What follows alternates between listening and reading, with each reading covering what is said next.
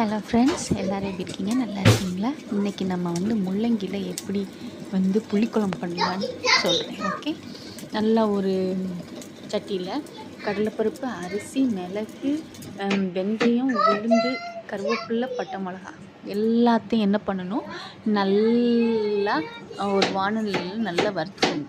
Okay, இந்த மாதிரி நல்லா வறுத்துக்கோங்க. நல்லா பொன்னிறமாக வறுத்துக்கோங்க.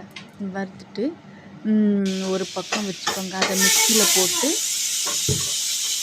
நல்லா ஆறினோன்னே மிக்சியில் போட்டு இந்த மாதிரி நல்லா கொஞ்சம் பவுட்ரு பண்ணிக்கோங்க. ஓகே, நல்லா குறை ஓகே, நல்லா ஃபைன் கிடையாது, நல்லா குறைன்னு பண்ணி வச்சுக்கோங்க. தென் ஒரு பாட்டில் ஆனியன்,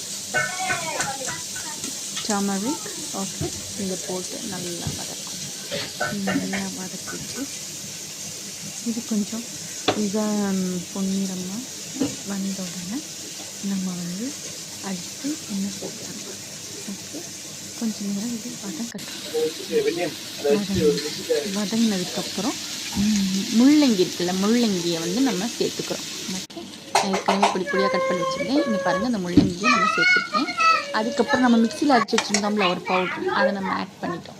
ஓகே, ஆட் பண்ணிட்டு நல்லா வதக்கி விட்டுக்கோங்க. கொஞ்சம் அடிப்பிடிக்காமல் நல்லா கொஞ்சம் தண்ணி சேர்த்துக்கோங்க. ஓகே, கொஞ்சம் சேர்த்து நல்லா வதக்கி விடுங்க. நல்லா வதங்கட்டும்.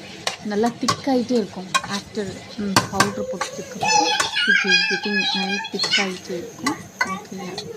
ஓகே, நீங்கள் கொஞ்சம் கொஞ்சமாக தண்ணி ஊற்றி